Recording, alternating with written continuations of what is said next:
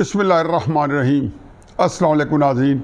मुमलकत खुदादाद इस्लामिया बाकमाल है या नहीं, इसमें रहने वाले 25 करोड़ लोग बाकमाल हैं।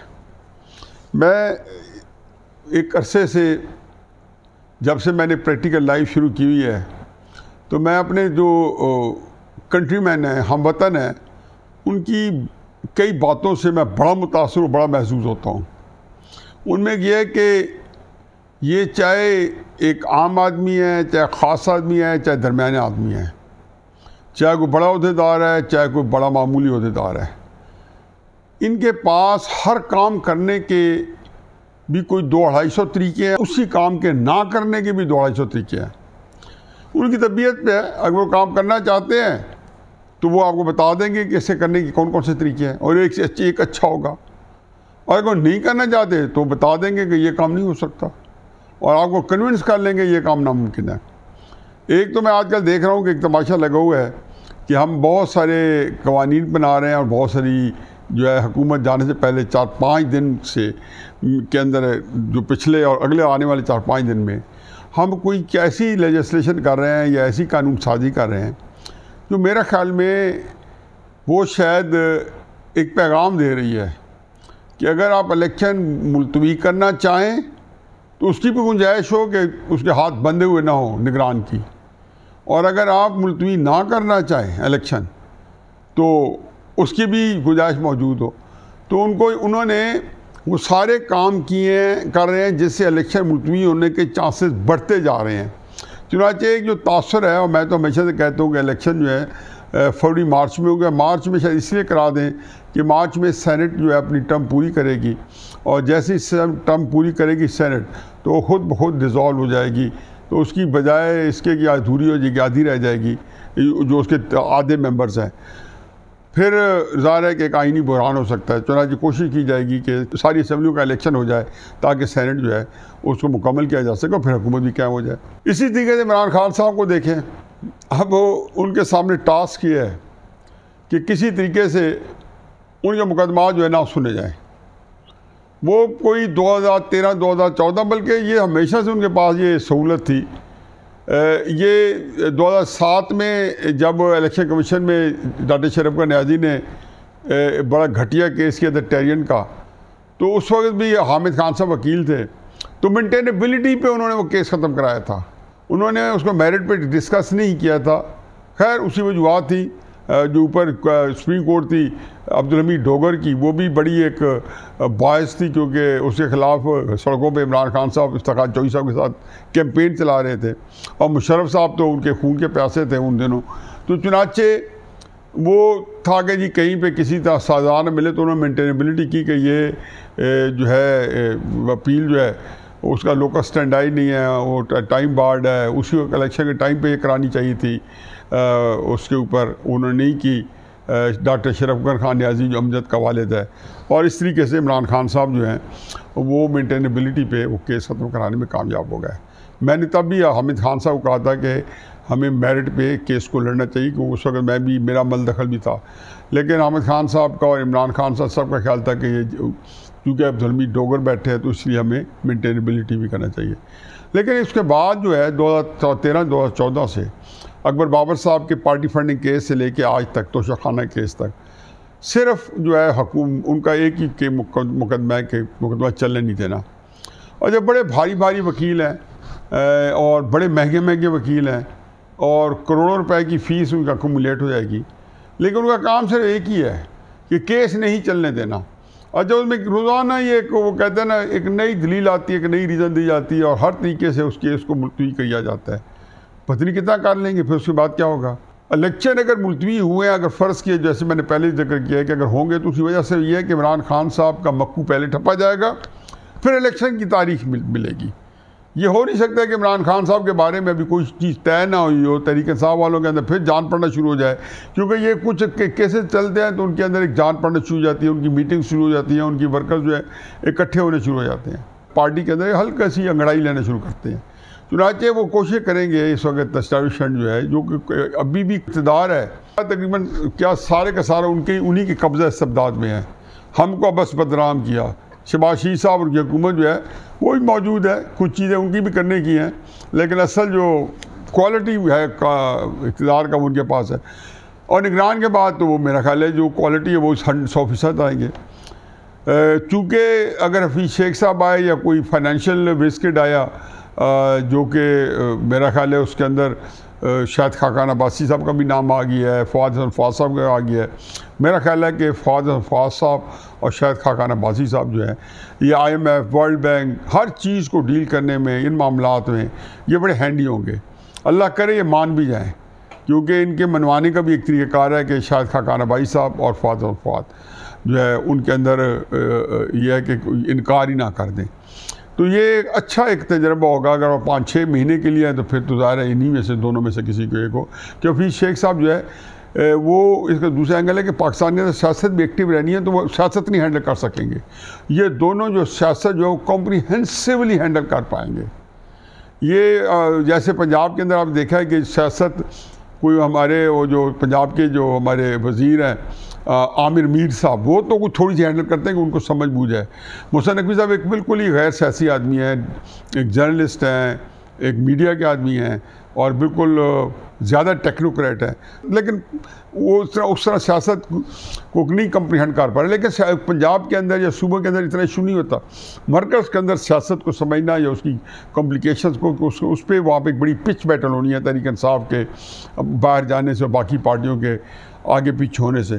तो इन दोनों नामों में मेरा तो ये ख्याल है कि फवाद और शायद खाकान अब्बासी ही को आना चाहिए।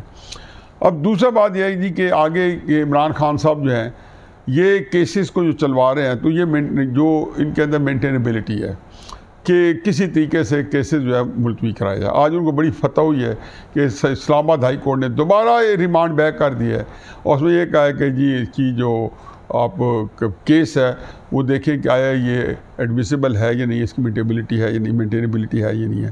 पिछली दफ़ा उन्होंने 4 दिन फैसले किए तो उन्होंने कहा दोबारा फैसले करें।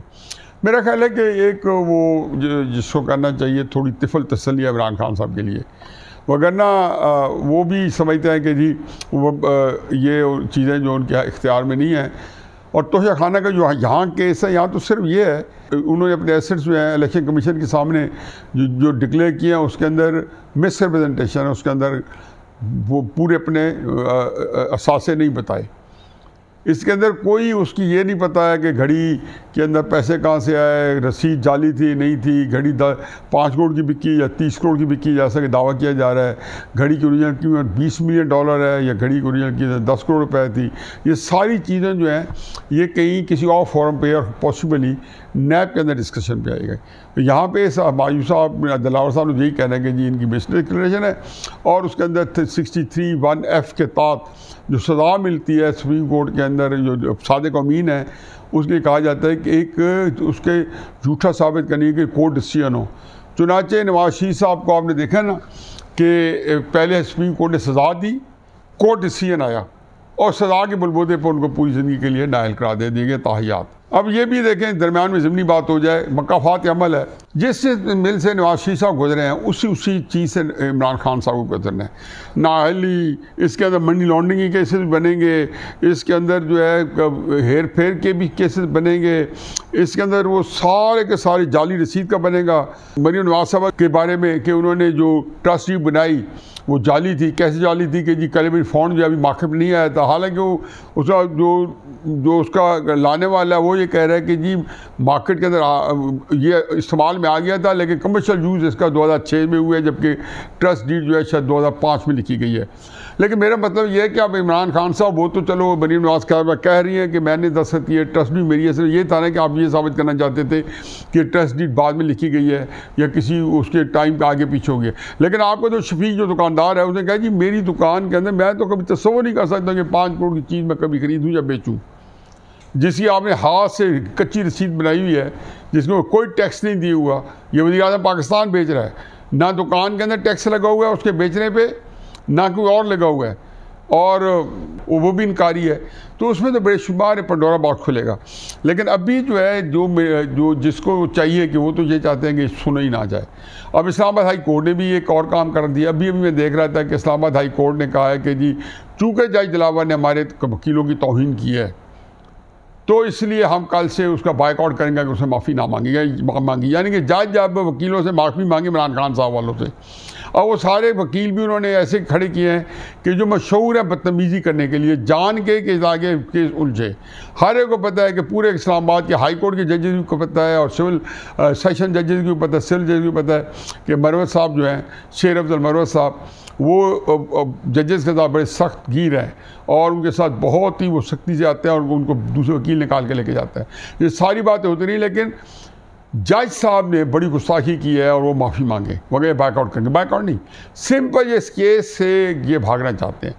वो जज फैसला दे देगा, फिर ये हाई कोर्ट में जाएंगे कि हमारी जी हमें दिफा का मौका नहीं दिया गया। आज भी उनकी बहुत सारी दरख्वास्तें रिजेक्ट भी कर दी हाई कोर्ट ने कि जज को हम तब्दील नहीं करेंगे। उस पर एतमाद का इज़हार किया है इस्लामाबाद हाई कोर्ट ने दिलावर हुमायूं साहब पे, लेकिन उन्होंने साथ ही एक और पख डाली है।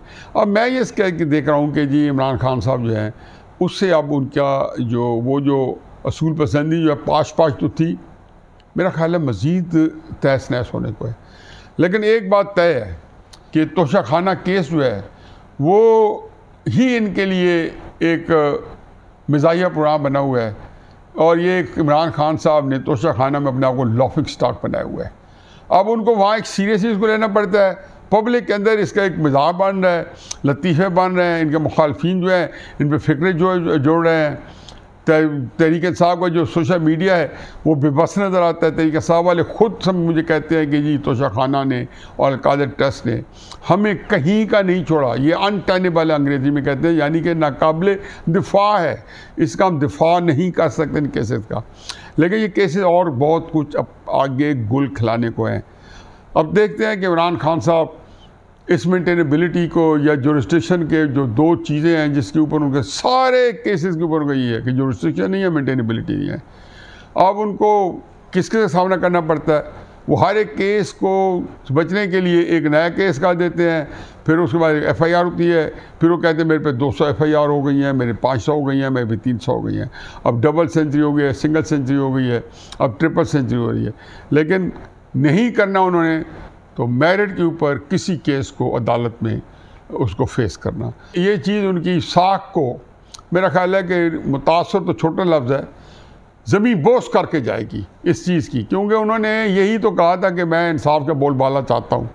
पता क्या चाहते हैं, हर दफ़ा मुख्तलिफ चाहते हैं, कभी रियासत मदीना चाहते हैं, कभी कानून की हुक्मरानी चाहते हैं, कभी ताकतवर आदमी को कानून के शिकंजे में लाना चाहते हैं।